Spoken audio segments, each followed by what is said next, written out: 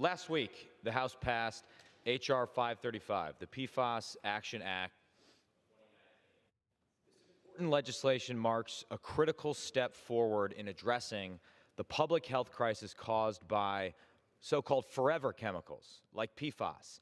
According to the Agency for Toxic Substances and Disease Registry, certain compounds of PFAS like PFOA and PFOS are known to cause liver damage, thyroid disease, asthma, birth defects, and even some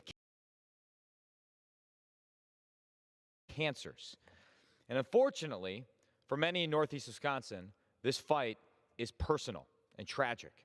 Anyone who's been to our small corner of the country knows that water is part of what makes Northeast Wisconsin so special and so beautiful. And unfortunately, this water, which is so central to our way of life, is under threat from chemicals like PFOA and PFOS. While until recently PFAS was an unknown contaminant, recent studies give us a better understanding of the risks posed by compounds like PFOA and PFOS. Not only have our communities been unwittingly placed at risk by these toxins, but it has taken far too long to get them the resources required to mitigate their effects. As a result, these toxic chemicals have contaminated local water sources and literally poisoned the well from which Wisconsinites drink. No one should be afraid to drink or use the water from their tap. The fact that this is the case for many across the country, including in Northeast Wisconsin, and in Peshtigo in particular, means one thing. We must act with a sense of urgency to defend our communities and protect the clean water that underpins our way of life. As a member of the PFAS Task Force, I'm committed to finding ways to combat PFAS and its negative effects on our communities. Last year, Representative Delgado and I introduced the PFAS Right to Know Act, a bipartisan bill that would require PFAS to be listed on the toxic release inventory and require manufacturers, processors, and producers to report their usage of PFAS chemicals to the EPA.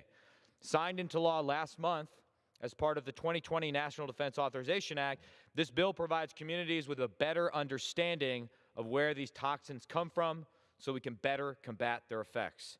But while this was an important first step, there is more to be done. The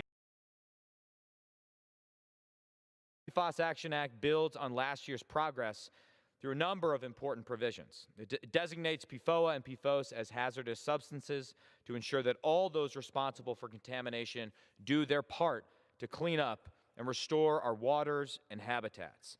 It establishes stronger drinking water standards to give states and communities the resources they need to mitigate contamination.